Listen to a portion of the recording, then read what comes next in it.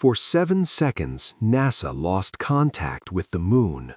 No static, no alarms, just silence. The astronauts didn't shout, they didn't ask for help, they simply stopped talking, as if something had reached out and turned their voices off. Inside Mission Control, every screen stayed green. Heart rates were normal, oxygen levels were stable. Technically, nothing was wrong. And then the signal returned. "Houston, we're back online." Calm, controlled, too calm. The mission continued, but engineers immediately felt something was off. The astronauts stopped joking.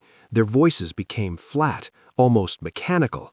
They followed instructions perfectly, but stopped asking questions, something astronauts almost never do. Hours later, during routine video analysis, a technician noticed something strange. In one frame, barely visible, in the reflection of an astronaut's visor, there was a shape on the lunar surface. Not a rock, not a shadow, and not part of the landscape.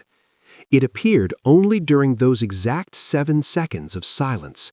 When the footage was replayed in real time, nothing unusual appeared.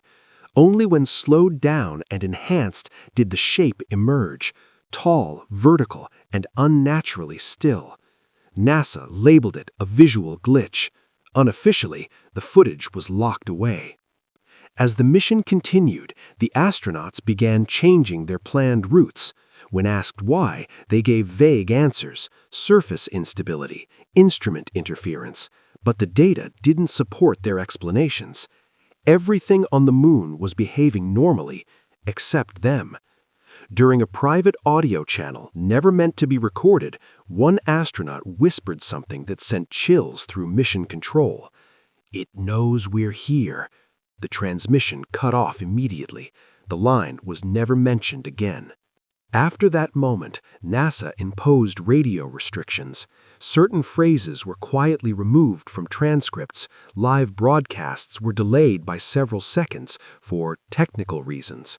When the astronauts returned to Earth, they smiled for the cameras, they waved, they said all the right things, but none of them ever flew again. One retired within months and disappeared from public life. Another reportedly refused to sleep without the lights on, claiming the moon followed him into his dreams.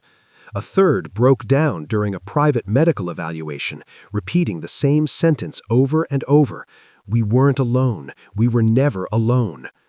NASA denies all of it. They say there was no missing audio, no unexplained footage, no reason for concern. Yet those 7 seconds remain classified.